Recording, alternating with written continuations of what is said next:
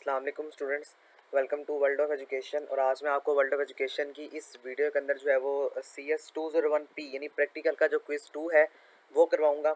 बहुत easy quiz है आपका। इंशाल्लाह मेरी मुकम्मल कोशिश ये होगी कि मैं आप लोगों को इस काबिल ज़रूर कर दूं कि आप लोग अपने मिड टर्म यानी आने वाले पेपर के एग्ज़ाम के अंदर भी इस क्वेश्चन को याद रखें और आप लोग जो है वो अपने क्विज़ के पॉइंट ऑफ व्यू से भी इन तमाम तर क्वेश्चन को याद रखें। क्वेश्चन आपका ये है कि पहला क्वेश्चन बड़ा इंपॉर्टेंट है और ये जब आपका थ्योरी का क्विज आएगा उसके अंदर भी क्वेश्चन आपसे पूछा जाएगा। और ये बात मैंने 12 दफ़ा अपनी वीडियोस में रिपीट की हुई है, जो क्वेश्चन आपके क्विज़ेस में आता है वही क्वेश्चन आपके मिड टर्म में आता है। ऐसा नहीं है कि मिड टर्म में क्वेश्चन नहीं आएगा वो वाला, क्योंकि जारी बात है क्विज़ भी आपकी बुक से आया है जो आप पढ़ रहे हैं, और जो पेपर आपने देने आगे जाके मिड टर्म हो या फाइनल टर्म हो वही आप वो भी पेपर जो है वो आपकी इसी किताब से बने होते हैं।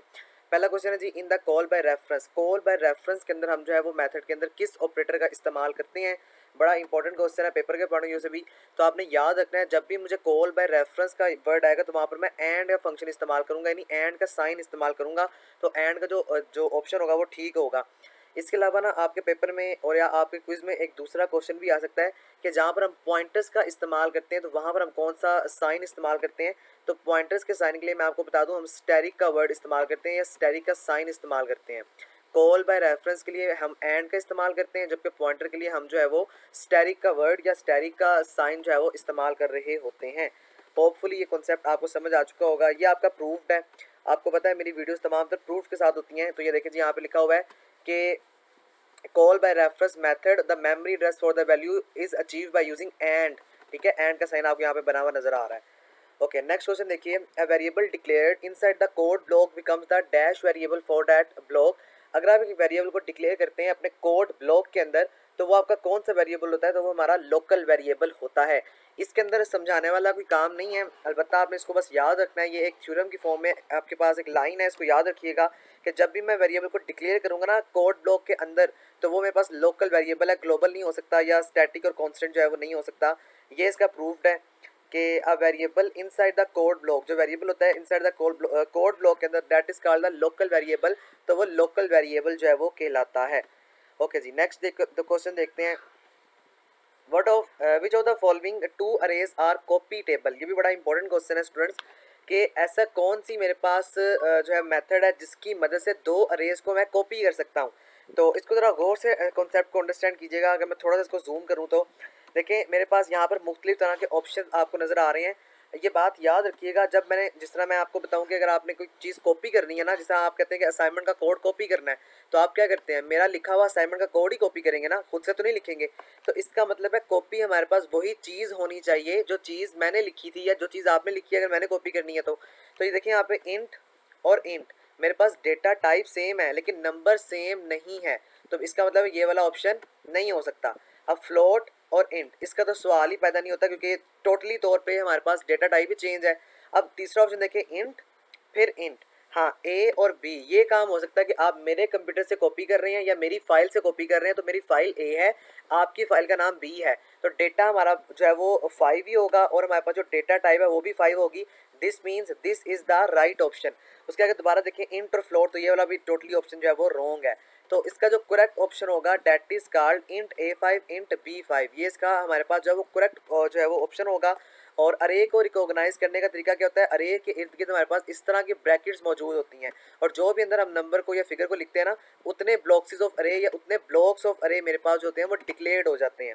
ये इसका प्रूफ्ड है। देख रहे हैं आप, B0 A0 B1 equal to A1, यानी डेटा टाइप इन्होंने नहीं लिखी हुई, लेकिन मैंने आपको बता दिया डेटा टाइप जो है हमेशा सेम होगी। और इसके अलावा आप लोगों को ये बात भी पता होनी चाहिए कि हमारे पास जो नंबर्स है ना, A है B है, वो भी हमारे पास सेम होंगे। ओके, नेक्स्ट हमारे पास फॉर लूप का सिंटैक्स है। ये आपके मिड टर्म में शॉर्ट क्वेश्चन के पॉइंट ऑफ व्यू से भी बड़ा इंपॉर्टेंट है सिंटैक्स। मैं आपको इंशाल्लाह जब आगे जाके इसका प्रूफ दिखाऊंगा तो वहाँ पर मैं आपका कॉन्सेप्ट मजीद अच्छी तरह से जो है वो क्लियर कर दूंगा। विच of the following is the first step in for loop. हमारे पास सबसे पहला स्टेप क्या होता है फॉर लूप के अंदर। तो देखें, सबसे पहले मैं लिखता हूँ फॉर लूप ने लगानी है तो मैं लिखता हूँ इंट, कोई भी डेटा टाइप आप लिख लें, फ्लोट लिख लें, करेक्टर लिख लें, चार लिख लें। इंट के साथ आप जो है वो लिखते हैं जी n इक्वल्स टू 1। और अभी मैंने आप लोगों को प्रीवियस वीडियो में, या अगर मैंने आपको लेक्चर अगर आपने मेरे सुने हुए हैं तो प्रीवियस क्विज वाली वीडियो में भी मैंने आपको इनिशियलाइजेशन का कॉन्सेप्ट समझाया था और मेरे लेक्चर्स में भी जो है वो इनिशियलाइजेशन का कॉन्सेप्ट मैंने आपको समझाया हुआ है। मेरे लेक्चर्स अगर आप लोग नहीं सुने तो आप ज़रूर सुनिएगा, लिंक आपको डिस्क्रिप्शन में जो है वो मिल जाएगा। देखिए यहाँ पे इंट जो है n है और n इक्वल का मतलब है इनिशियलाइज होना। दिस मीन्स कि हम सबसे पहले इनिशियलाइज करते हैं अपने नंबर को। दूसरा, अगर आपके क्विज में आता है तो हम वहाँ पर कंडीशन लगाते हैं कि n इज ग्रेटर देन या स्मॉलर देन जो भी नंबर है, और उसके बाद हम इंक्रीमेंट या डिक्रीमेंट ऑपरेटर का इस्तेमाल करते हैं n प्लस प्लस। ठीक है, ये वाला भी एमसीक्यू आपके पेपर में आया हुआ है या क्विज में आया हुआ है, ये भी मैं आपको जाके इंशाल्लाह ताला आगे जाके समझाऊंगा। तो ये आपके पास एक टोटली कॉन्सेप्ट होता है फॉर लूप का। तो सबसे पहला काम जो होगा वो मेरे पास इनिशियलाइजेशन कंडीशन होता है कि सबसे पहले मैं अपने नंबर को इनिशियलाइज करता हूँ। तो ये देखें i इक्वल टू 0, ये देख रहे हैं सबसे पहले इसने इनिशियलाइज किया है। उसके आगे इसने आगे आई जो है वो स्मॉलर देन 100 से और उसका आगे इंक्रीमेंट ऑपरेटर का इस्तेमाल किया हुआ है। तो ये मेरे पास फॉर लूप को इस्तेमाल करने का तरीक़ेकार है, ये मेरे पास फॉर लूप का सिंटैक्स है। ये आपके शॉर्ट क्वेश्चन में आता होता है 2 नंबर का, तो इसको आपने उस पॉइंट ऑफ व्यू से भी याद रखना है। उसके आगे question number 5, how many things are enclosed together in a for loop. वही दोबारा वाला क्वेश्चन रिपीट कर रहा है कि फॉर लूप के अंदर कितनी हम जो है वो चीज़ें एक ब्रैकेट के अंदर इनक्लोज करते हैं। मैं अगर आपको दोबारा प्रीवियस ही लेके जाऊँ तो देखें यहाँ पे कितनी ब्रैकेट जो है मेरे पास कितनी चीज़ें स्टोर्ड हैं। सबसे पहले हमने इसको इनिशियलाइज़ किया, ये पहली चीज़ है। उसके आगे हमने आई जो है वो हमने कंडीशन लगाई, यानी आई जो है वो लेस देन है 100 से, ये दूसरी चीज़ है। और उसके बाद हमने इंक्रीमेंट ऑपरेटर का साइन इस्तेमाल किया, तो ये तीसरी चीज़ है। This means the right option is that third, यानी 3 जो हम चीज़ें होती हैं एक ब्रैकेट के अंदर इनक्लोज करते हैं, तो मेरे पास 3 जो ऑप्शन होगा that is called the correct. तो तीसरा ऑप्शन जो है या 3 नंबर का जो ऑप्शन है ये मेरे पास यहाँ पे करेक्ट कंसीडर किया जाएगा।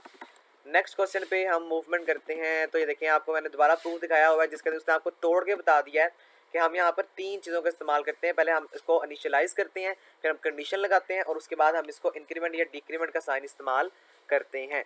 और ये देखें यहाँ पे लिखा हुआ है in a for loop the 3 things, 3 चीज़ें। ठीक है, मैंने आपको इसके सिंटैक्स से भी बता दिया है और मैंने आप लोगों को यहाँ पर इसका प्रूफ भी दिखा दिया है। ओके, द ऑपरेटर, जो ऑपरेटर प्लस प्लस है और जो माइनस माइनस है, आर यूज टू इंक्रीमेंट और डिक्रीमेंट द वैल्यू। ये भी बड़ा इंपॉर्टेंट कॉन्सेप्ट है आपके पेपर के पॉइंट ऑफ व्यू से भी और आपके क्विज के पॉइंट ऑफ व्यू से भी।